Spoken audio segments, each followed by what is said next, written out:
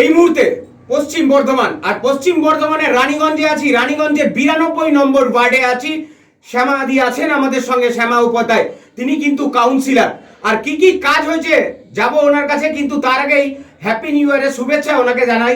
Happy new year আপনাকে দিদি। আর কদিন আগেই তো মমতা বন্দ্যোপাধ্যায়ের জন্মদিন গেল। আপনিও একজন মহিলা, আপনার মুখ্যমন্ত্রী একজন মহিলা, কি বলবেন, কি সম্বর্ধনা থাকবে তার জন্য? দিদির কেক কাটিং হয়েছিল, আর আমি প্রদীপ জ্বালাইছি। কেক কাটিং মানে প্রদীপটা খুব বিশ্বাস করি না। আমি দিদির জন্য প্রদীপ জ্বালাইছি, শুভকামনা করেছি ওনার দীর্ঘায়ুর জন্য। কেন আমাদের মা বিনা বাচ্চারা থাকে না, ওইটাই। काउंसिलर होने पर क्या क्या काम अभी तक आपने किए हैं? क्योंकि रानीगंज में तो पानी का एक समस्या था, रास्ता घाट भी थोड़ा कुछ जो भी काम किए हैं थोड़ा कुछ बताइए। दीदी আপনি কাউন্সিলর হওয়ার পর থেকে কি কি কাজ এখনো করেছেন? কাউন্সিলর হওয়ার পর আমার রাস্তাঘাটে অনেক কাজ ছিল, রাস্তাটা ঠিক ছিল না, সেটা ঠিক করা হয়েছে। তারপর ড্রেন করা হয়েছে। এই বর্ষাকালে যে অসুবিধা হয়, সময় যে জল বেরায়, সেই জলের নিকাশিটা ঠিক ছিল না, সেটা অনেকটা ড্রেন পরিষ্কার হয়েছে। সে কত 1200 ফুট হয়েছিল লম্বা ড্রেন। তার জন্য মানুষদেরকে অনেক সুবিধা হয়েছে। তারা দিদিকে খুব ধন্যবাদ করছে কি হ্যাঁ, দিদির সময়তে আমরা অনেক সুবিধা পাচ্ছি। জলের যে সমস্যা ছিল, সেই জলের সমস্যাটা মিটে গেছে? বাড়িতে বাড়িতে জলের যে মমতা ব্যানার্জির প্রকল্প, সেগুলো কি এখন যাওয়া? বাড়িতে জল সমস্যা ছিল, কিন্তু আমাদের 92-তে ছিল না, কিন্তু এখন সব জায়গায় শুনছি বাড়ি বাড়িতে জল আসছে, কারো অসুবিধা নেই, সব জলের জন্য খুব সুবিধা, খুশি আছে। বেশ বেশ বেশ ঠিক আছে, থাক, চলো যাবো। আমরা 92 ওয়ার্ডের কাউন্সিলরের বক্তব্য শুনলাম। এইখানে সব থেকে বড় যে সমস্যা নিকাশি ব্যবস্থা, সেটাও কিন্তু মিটমাট হয়ে যাবে আর কিছুদিনের মধ্যে, কারণ সামনেই বর্ষাকাল আসতে চলেছে।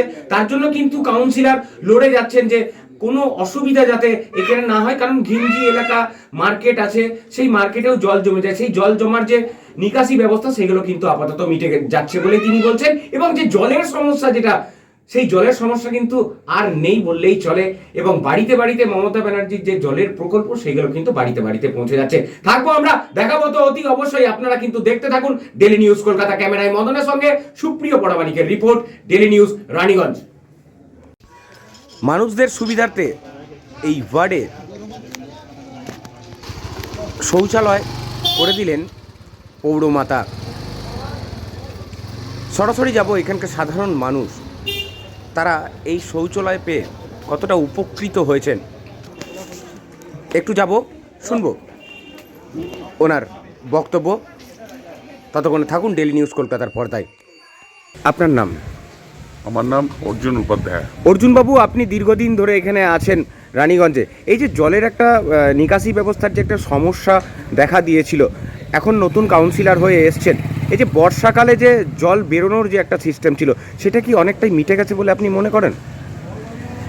নিকাশি ব্যবস্থা যেটা ছিল, ওটা প্রায় শেষ হয়ে গেছে।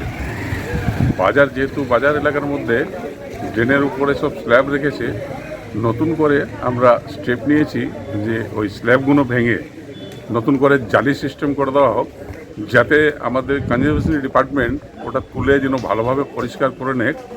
তার জন্য পাবলিকেরও সুবিধা থাকবে, দোকানদারেরও থাকবে, আর আমাদের যে স্টাফ আছে, মিউনিসিপ্যাল স্টাফ, আচ্ছা, তাদেরও সুবিধা হবে। এটা অলরেডি বলা হচ্ছে, ধীরে সুস্থে কাজ সব চলছে, যে যেরকম পাচ্ছে সময় মতন কাজ করা। কারণ একটা তো মার্কেটের পরিবেশ এই জায়গাটা, তাদেরও অনেকটাই সুবিধা হবে বলে আপনি মনে করেন? হ্যাঁ, 100 বার। এই মার্কেটের মধ্যে আমাদের কোথাও ল্যাট্রিন বাথরুম ছিল না, মহিলাদের খুবই অসুবিধা হতো, আউটসাইডার আসতো, লোকালেও যে বাজার হাট করতে আসছে তাদের জন্য এই আপনি দেখতেই পাচ্ছেন নতুন করে আমরা এইখানে বাথরুম করা হয়েছে একটা, লেডিস জেন্টস দুজনেরই। সেটা কি একদম বিনামূল্যেই? তো বিনামূল্যে।